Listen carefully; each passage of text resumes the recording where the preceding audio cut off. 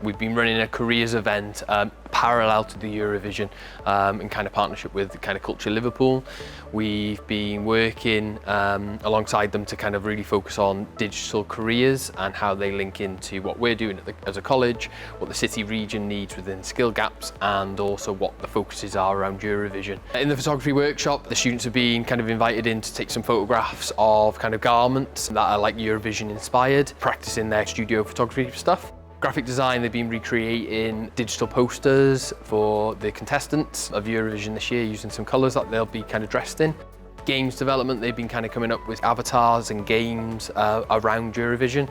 And in the IT, they've been looking at different softwares and applications for making products using laser cutters and things like that. The Digital Careers event was in partnership with EuroLearn. A really good chance for local schools to come in, see what they can progress into from school and have a look at the different careers available in creative and digital arts. The legacy of Eurovision being here is huge. It's been a great opportunity for us to be able to showcase all the talented students and the kind of facilities that we have to offer for the city region. And the students have really engaged with such a massive project around Eurovision.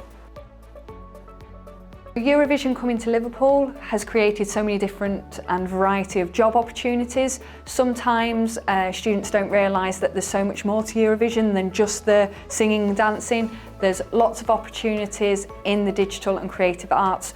So it's really nice to bring everyone together and celebrate all things creative and Eurovision based.